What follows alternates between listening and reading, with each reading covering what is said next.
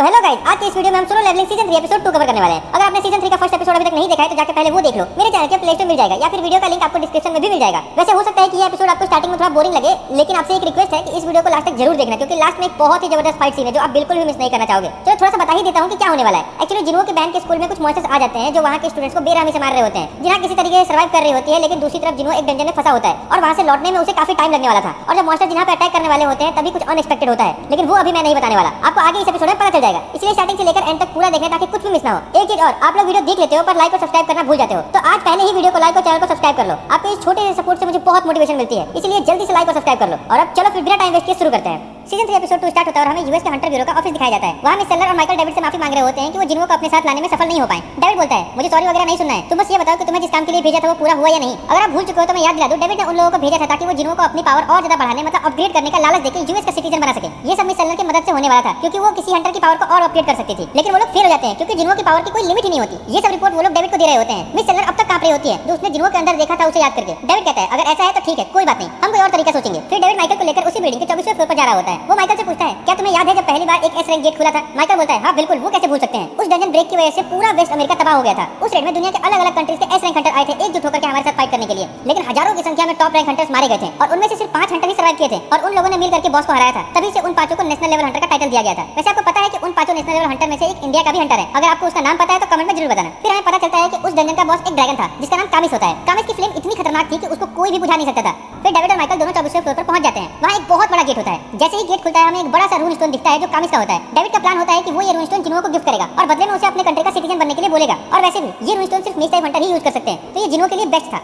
फिर हमें कामिस की डेड बॉडी दिखती है जो लैब में होती है। हालांकि अब सिर्फ उसकी हड्डियां ही बची होती हैं। उसका साइज इतना बड़ा होता है कि उसके सामने इंसान चींटे ऐसे लग रहे होते हैं। फिर सीन शिफ्ट होता है और हमें जिन्हों और जिन्हा दिखते हैं, जिनके बीच में थोड़ा भाई बहन वाला नोक-झोंक चल रहा होता है। फिर जिन्हों जिन्हा को बता रहा होता है कि वो एक गिल्ड बना रहा है और उस गिल्ड का नाम सोलो प्ले रखना चाहता है। जिन्हा बोलती है, सीरियसली तुम्हें यही अजीब नाम मिला था क्या? और वैसे भी तुम्हारी एबिलिटी तो शैडो को समन करने की है ना, तो टेक्निकली तुम सोलो तो नहीं फाइट करते हो। जिन्हों बोलता है, हाँ बात तो तुम सही कह रही हो, लेकिन अगर सोलो प्ले नहीं तो क्या रखूं, तुम ही बता दो। जिन्हा बोलती है, आज इन गिल्ड कैसा रहेगा जिसमें आ का मतलब मैं होता है और जिन का मतलब आगे बढ़ना। जिन्हों बोलता है, ये नाम बुरा नहीं है और वो डिसाइड करते हैं कि वही नाम यूज करेंगे। फिर सीन शिफ्ट होता है और हमें चा दिखाई देती है जो अपने घर में होती है और बहुत ही ज्यादा शर्मा रही होती है, क्योंकि उसने लास्ट एपिसोड में कन्फेस कर दिया था कि उसको जिन्हों में इंटरेस्ट है। वो सोच रही होती है कि ये मैंने क्या कर दिया, कहीं जिन्हों मुझे पागल तो नहीं समझ रहा होगा, और काफी ज्यादा ब्लश कर रही होती है। फिर वो सोचती है, उसने मेरी जान बचाई थी तो मेरा इतना तो हक बनता ही है। लेकिन फिर उसके दिमाग में आता है कि टेक्निकली तो बिंगू ने मुझे हील करके मेरी जान बचाई थी। तभी उसे एक बात याद आती है, जब वो जेजू आइलैंड पे ऑलमोस्ट मरने वाली थी तब उसे एक आवाज सुनाई दी थी। वो आवाज बिंगू की होती है। बिंगू चा को बोल रहा होता है कि प्लीज जिन्हों को बता दो कि उसको अपनी पावर को लेकर के सावधान रहना होगा, और इतना बोल करके वो गायब हो गया था। इसके बाद सीन शिफ्ट होता है नाइट गेट के हेडक्वार्टर में, जिसका गेट मास्टर पार्क चौंग होता है। वो लोग ए रैंक गेट के बारे में बात कर रहे होते हैं जो उनके हेडक्वार्टर के पास ही खुला था, लेकिन उनको उस गेट में एंटर करने के लिए परमिशन नहीं मिल रही थी, क्योंकि नाइट गेट में एक भी एस रैंक हंटर नहीं था। लेकिन फिर भी वो कोरिया के टॉप 5 गेट में आते हैं, क्योंकि उनके गेट में सबसे ज्यादा ए रैंक हंटर्स हैं। उन्हें बोला गया था कि वो लोग अकेले उस डंजन में नहीं जा सकते हैं, उनके साथ कोई और गेट भी होनी चाहिए।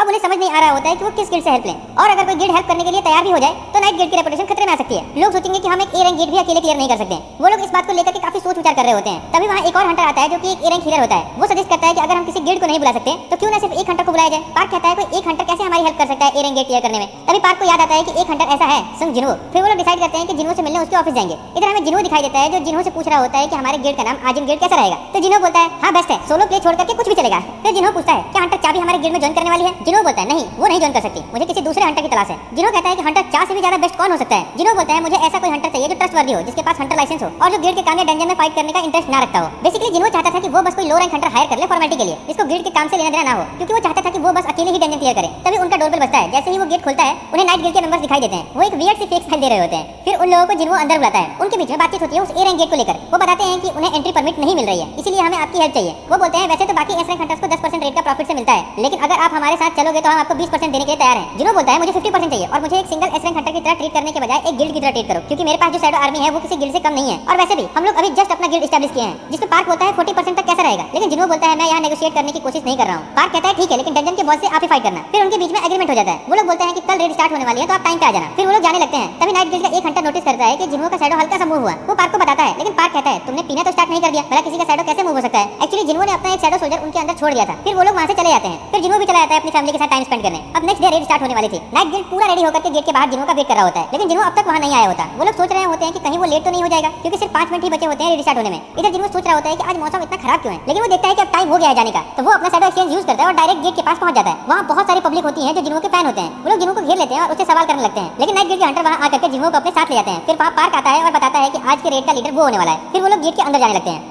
अब फिर से सीन शिफ्ट होता है और हमें जिन्हों के बहन का स्कूल दिखाया जाता है, जहाँ कुछ स्टूडेंट्स को टीचर ने स्कूल के स्टोर रूम से आर्ट का सामान लाने के लिए भेजा था। जैसे ही वो लोग स्टोर रूम में जाते हैं, अंदर बहुत ही ज्यादा गंदगी होती है क्योंकि वो रूम काफी समय से बंद था। तभी उन्हें उस रूम में एक डंजन का गेट दिखता है। गेट देखते ही बाकी के दो स्टूडेंट डर के पीछे हट जाते हैं, लेकिन उनमें से एक लड़का ज्यादा ही ओवर स्मार्ट बन रहा होता है। वो गेट के पास जाकर के खड़ा हो जाता है और उन लोगों पे हंस रहा था और बोलता है, तुम लोग डरपोक हो, ये सिर्फ एक बंद गेट है, इससे हमें कोई खतरा नहीं है। इसमें सिर्फ हंटर ही अंदर आ जा सकते हैं, मॉन्स्टर बाहर नहीं आ सकते हैं। इस गेट को खुलने में 1 वीक लगेगा। मतलब किसी गेट के बॉस को अगर 1 वीक के अंदर डिफीट नहीं किया जाए तो डंजन ब्रेक होता है और मॉन्स्टर अंदर से बाहर आ सकते हैं। वो लड़का इतना बोल ही रहा होता है, तभी अंदर से एक हाथ निकल के आता है और उसका सर पकड़ के क्रश कर देता है। ये देखकर के बाकी दोनों स्टूडेंट की तो लिटरली फट जाती है। वो भागने की कोशिश करते हैं लेकिन उनको भी मॉन्स्टर मार देते हैं। फिर अंदर से कुछ और मॉन्स्टर निकलते हैं और सब मिलकर तोड़फोड़ स्टार्ट कर देते हैं पूरे स्कूल में। एक के बाद एक स्टूडेंट्स को मार रहे होते हैं। उनमें से एक लड़की जैसे तैसे बच जाती है और बाथरूम में जाकर के छुप जाती है। वो हंटर एसोसिएशन को कॉल करती है और बताती है कि स्कूल में मॉन्स्टर आ गए हैं। वो लड़की काफी ज्यादा डरी होती है। हंटर एसोसिएशन उसे बोलता है, तुम चिंता मत करो, बस अच्छी तरह छुप कर रहो, हम तुरंत हंटर्स भेज रहे हैं, तुम्हें कुछ नहीं होगा। फिर वो उससे पूछते हैं, क्या तुम बता सकती हो वो मॉन्स्टर दिखने में कैसा है? वो लड़की बताती है, दिखने में वो इंसान जैसा है लेकिन काफी बदसूरत और उसकी स्किन कलर ग्रीन है। ये सुनकर हंटर एसोसिएशन वाले शॉक हो जाते हैं। वो बोलते हैं, क्या कहा तुमने? उनकी स्किन ग्रीन है, इसका मतलब वो ऑर्क्स हैं, वो लोग स्मेल कर सकते हैं, तुम वहां से जितना जल्दी हो सकता है भागो। लेकिन अब बहुत देर हो चुकी थी, वो मॉन्स्टर उस लड़की को भी मार देते हैं। इधर हमें दिखाई देता है कि पूरे स्कूल में भगदड़ मच गई है। सारे स्टूडेंट स्कूल को छोड़कर के भाग रहे होते हैं, लेकिन अभी भी कुछ स्टूडेंट स्कूल में ही फंसे होते हैं। वो लोग क्लास में छुपे होते हैं और अपने आसपास जो भी वेपन मिल रहा होता है वो सब हाथों में लेकर के खुद को प्रोटेक्ट करने की कोशिश कर रहे होते हैं। लेकिन वो मॉन्स्टर्स एक के बाद एक क्लासरूम को क्लियर करते जा रहे होते हैं। एकदम लाशें बिछा दिया था उन्होंने पूरे स्कूल में। फिर हमें जिन्हों की बहन जिन्हा और उसकी बेस्ट फ्रेंड सॉन्ग ई दिखाई देती है, जो एक ई रैंक हंटर भी है। वो लोग एक क्लास में छुपे होते हैं, वहाँ और भी कुछ स्टूडेंट्स होते हैं। अब कुछ मॉन्स्टर उनकी क्लास में भी आ चुके होते हैं। क्लास के कुछ स्टूडेंट्स मॉन्स्टर से फाइट करने की कोशिश करते हैं लेकिन वो सब मार दिए जाते हैं। तभी वो मॉन्स्टर नोटिस करता है कि उनमें से एक स्टूडेंट के पास मैजिक पावर है। वो लोग आपस में बात करते हैं कि पहले उसी को मारना चाहिए। वो लोग सॉन्ग ई की बात कर रहे होते हैं। सॉन्ग ई उनके सामने आ जाती है लेकिन जिन्हा उसे रोकने की कोशिश करती है। लेकिन सॉन्ग ई बोलती है, मैं भी एक हंटर हूँ, भले ही मेरा रैंक ई है लेकिन मैं अपनी फ्रेंड को इस तरह से मरते हुए नहीं देख सकती। तभी उनमें से एक मॉन्स्टर दूसरे से पूछता है, क्या यही वो इंसान है जिसके अंदर तुमने मैजिक सेंस किया था? मतलब वो सॉन्ग ई के बारे में पूछ रहा था। लेकिन दूसरा मॉन्स्टर बोलता है, नहीं, यहाँ मैं उससे भी ज्यादा मैजिक एनर्जी सेंस कर रहा हूँ जो इस लड़की के अंदर से आ रही है। वो जिन्हा के बारे में बात कर रहे होते हैं और फिर वो जिन्हा पे अटैक करने वाले होते हैं। लेकिन तभी जिन्हा के अंदर से जिन्हों के शैडो सोल्जर्स निकलते हैं और उस मॉन्स्टर को रोक देते हैं। फिर उसे घुमा करके एक ऐसा पंच मारते हैं कि वो स्कूल की छत को फाड़ता हुआ ऊपर से उड़ जाता है और बहुत दूर जा गिरता है। और हमें दिखाई देता है कि वहाँ 3 शैडो सोल्जर आ जाते हैं। ये लोग एक्चुअली टस्क के 3 जनरल्स होते हैं जिनको जिन्होंने पहले ही जिन्हा के अंदर छोड़ दिया था। लिटरली इस सीन पे तो मुझे गूज़बम्स आ गए थे। इवन अभी भी बोलते वक्त भी पूरा गूज़बम्स आ रहे हैं। अब सीन शिफ्ट होता है और हमें नाइट गेट के हंटर दिखाई देते हैं और जिन्हों दिखाई देता है जो लोग डंजन के अंदर जा चुके होते हैं। अंदर उनका सामना कुछ 2 सर वाले मॉन्स्टर से होता है जिसे नाइट गेट वाले काफी आसानी से डिफीट कर देते हैं बिना जिन्हों की हेल्प लिए। फिर उनके सामने कुछ और मॉन्स्टर्स आ जाते हैं जो ज़ॉम्बी जैसे दिखते हैं। पार्क समझ जाता है कि ये डंजन जितना ज्यादा सोचा था उससे ज्यादा मेहनत लगने वाली है क्लियर करने में। फिर वो लोग नोटिस करते हैं कि ज़ॉम्बी मॉन्स्टर्स हिल नहीं रहे होते हैं, सिर्फ एक जगह पे खड़े होते हैं। ऐसा नॉर्मली नहीं होता क्योंकि उनका नेचर होता है किसी को देखते ही अटैक करने का। लेकिन फॉर सम रीजन वो बस खड़े थे। इधर जिन्हों भी सोच रहा होता है कि मैं कहां फंस गया, मुझे लगा था कि हाई रैंक मॉन्स्टर्स आएंगे, शायद मैं कुछ ज्यादा ही एक्सपेक्टेशंस रख लिया। तभी जिन्हों को सेंस होता है कि इसमें जो शैडो सोल्जर जिन्हा के अंदर छोड़े थे वो फाइट कर रहे हैं। जिन्हों समझ जाता है कि जरूर जिन्हा किसी खतरे में है। वो तुरंत सीरियस हो जाता है और पार्क को बोलता है, मुझे एक अर्जेंट काम से जाना है, तुम लोग यहाँ संभाल लो। लेकिन पार्क बोलता है, ये कैसी बातें कर रहे हो तुम, यहाँ पे इतने सारे हाई रैंक मॉन्स्टर्स हैं, ये हमारी टीम के लिए डेंजरस हो सकते हैं, हम लोग मारे भी जा सकते हैं। और हमारे बीच में एग्रीमेंट हुआ था उसका क्या? जिन्हों बोलता है, ठीक है, एक काम करता हूँ, मैं यहाँ किसी को छोड़ के जाऊंगा जिसके ऊपर तुम उतना ही ट्रस्ट कर सकते हो जितना मुझ पर करते हो। आप लोग कमेंट में गेस करो जिन्हों किसकी बात कर रहा है। फिर जिन्हों बोलता है, वो यहाँ सब संभाल लेगा मेरी जगह। और फिर वो बेरू को समन करता है और उसे बोलता है, तुम्हें इन सारे ह्यूमंस को प्रोटेक्ट करना है। बेरू पूछता है, बाकी जो ह्यूमंस नहीं है उनका क्या करना है? जिन्हों बोलता है, तुम्हारा जो दिल चाहे वो करना।